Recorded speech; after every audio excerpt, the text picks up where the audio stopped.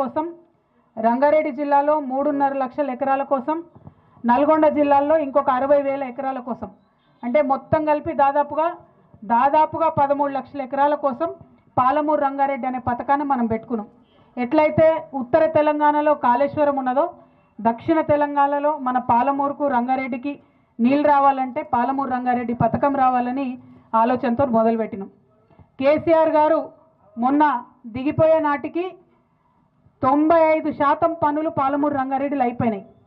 ఇప్పుడు ఎట్లుందంటే ఏనుగెళ్ళింది తోక చిక్కింది అన్నట్టుంది. మరి కేసీఆర్ గారు దిగంగానే పాలమూరు బిడ్డను నేను పాలమూరు పులి బిడ్డనని చెప్పుకునేటటువంటి రేవంత్ రెడ్డి గారు పదవి ఎక్కిండ్రు. ఆయన ఎక్కిన తర్వాత ఆయన ఆలోచన ఏముండాలని మేము కోరుకున్నామంటే ఆ మిగిలిన 5% పనులు చేసుకుంటే తక్షణమే పాలమూరు జిల్లా మొత్తం కూడా పచ్చబడుతుంది, దాంతోపాటు రంగారెడ్డి మంచిగా అవుతుంది, దాంతోపాటు నల్గొండలో ఒక 60,000 ఎకరాలకు నీళ్ళు వస్తాయని మనం అనుకున్నాం.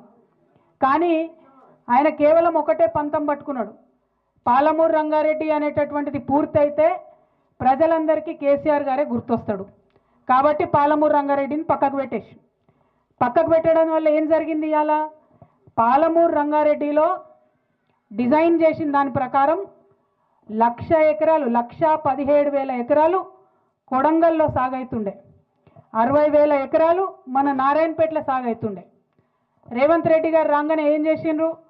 పాలమూరు రంగారెడ్డిలో కరివెన దగ్గర నుంచి ఉన్నటువంటి ప్రాజెక్టుని ప్యాకేజ్ని మొత్తం తీసి పక్కకు పడేసి కొత్తగా కొడంగల్ లిఫ్ట్ ఇరిగేషన్ స్కీమ్ అని పెట్టిండ్రు ఆయన. దానివల్ల లాభం ఏమైంది?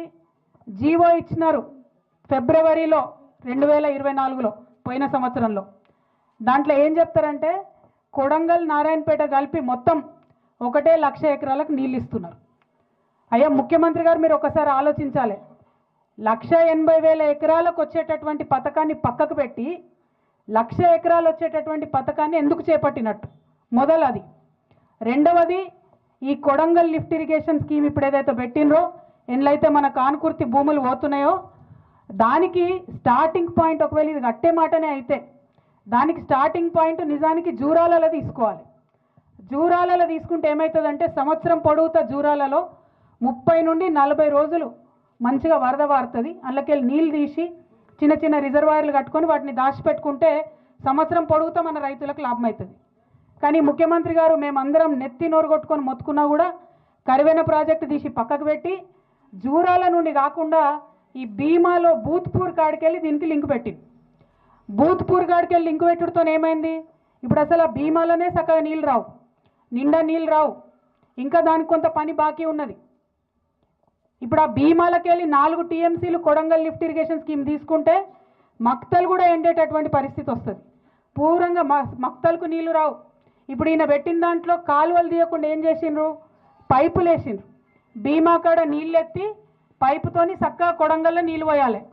మధ్యలో ఉన్న నారాయణపేట పోతుంది, దామర్గిత పోతుంది, ఊట్కూరు పోతుంది, ఎవరికి ఒక సుక్క కూడా నీళ్ళు వచ్చేటటువంటి పరిస్థితి లేదు. కేసీఆర్ గారు కాళేశ్వరంలో కూడా పైప్తో ఇరిగేషన్ చేసిండ్రు. మా నిజామాబాద్ జిల్లాలో కూడా ఆ ప్యాకేజ్ ఉన్నది. మల్లన్న సాగర్ నుంచి హైదరాబాద్కు నీళ్ళు తీసుకొచ్చేటటువంటి ప్రాజెక్టులో కూడా మొత్తం తొవ్వంటి అన్ని ఊర్లకు నీళ్ళు ఇచ్చేటట్టు ఆనాడు కేసీఆర్ గారు ప్రయత్నం చేసిండ్రు. ఇప్పుడు రేవంత్ రెడ్డి గారేమో పైప్లో నీళ్లు తీసుకుపోతాం కానీ మధ్యలో ఎవరికి నీళ్ళు ఇవ్వమని చెప్తున్నారు. ఎందుకోసం ఇవ్వలేరు అంటే ఈయన కనెక్టింగ్ పాయింట్ బూత్పూర్లో పెట్టుకున్నారు, అక్కడ నీళ్ళే లేవు. నీళ్లు లేవు కాబట్టి మధ్యలో ఎక్కడ ఇయ్యం, కొడంగల్ తీసుకుపోయి డైరెక్ట్ ఇస్తామంటున్నారు. కొడంగల్ బిడ్డలకు కూడా నీళ్ళు రావాలి, కానీ మధ్యలో ఉన్న వాళ్ళందరినీ ఎండబెట్టి మధ్యలో ఉన్న గ్రామాలన్నీ ముంచేసి కేవలం ముఖ్యమంత్రి గారి నియోజకవర్గానికి ఇస్తామంటే అది మాత్రం సరైనటువంటి విషయం కాదు. రెండవది, ఏదైనా పరిష్కారం ముఖ్యమంత్రి స్థాయిలో ఉన్న వ్యక్తి చూపిస్తే అది శాశ్వతంగా ఉండాలి, మళ్ళీ ఊకూకే రిపేర్ చేసేటట్టు ఉండద్దు. ఇవాళ ఒకవేళ ఈ ప్రాజెక్ట్ మొత్తం కంప్లీట్ అయితే కూడా మళ్ళా నీటి లభ్యత ఉండదు. భీమాలనే చక్కగా నీళ్ళు లేవు, అందులోకెళ్ళి ఇక్కడ తీసుకునే దాంట్లో నీళ్లు ఉండవు. మరి నీళ్లు రానటువంటి పైపుల కోసం మన ఊరు ముంచడెందుకు అన్నది మొదట మనం ఆలోచన చేసుకోవాలి. రెండవ అంశం, మీ అందరినీ నేను కోరేది, ఎక్కడైనా ప్రాజెక్టులు కట్టినప్పుడు తప్పకుండా కొంతమందికి నష్టం జరుగుతుంది, కొంతమందికి లాభం జరుగుతుంది. కానీ ఈ ప్రాజెక్టు వల్ల మాత్రం మెజారిటీ ప్రజలకు నష్టం జరుగుతుంది తప్పితే లాభం జరుగుతలేదు. ఇలా ఇంకొక ముచ్చట కూడా మీరు దయచేసి గమనించాలి, అందరు పెద్దలు ఉన్నారు.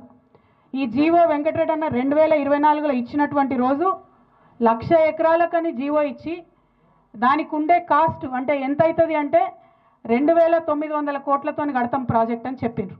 అది జీవో ఇచ్చిర్రు బాజాప్తా. ఈ సంవత్సరంన్నర లోపల ఒక తట్టెడు మట్టి కూడా ఎక్కడ ఎత్తిపోయలే, ఎక్కడ పని చాలుగాలే, ఎక్కడ ఒక టిప్పర్ వచ్చి ఒక స్పూన్ మట్టి కూడా తీయలే. కానీ ఇవాళ ఆ ప్రాజెక్ట్ కాస్ట్ 4,500 కోట్లు అయిపోయింది ఆల్రెడీ. ఎట్లా పెరుగుతుంది ప్రాజెక్ట్ కాస్ట్? 1,500 కోట్లు. ఎందుకోసం పెరిగింది? ఎవరి కోసం పెరిగింది? ఆ 1,500 కోట్లకి వెళ్ళి మరి మన కానుకూర్తోళ్లకు ఎకరానికి 40 లక్షలు ఇస్తారా? అటువంటి ఆలోచన లేదు. ఆ పెరిగినటువంటి 1,500 కోట్లు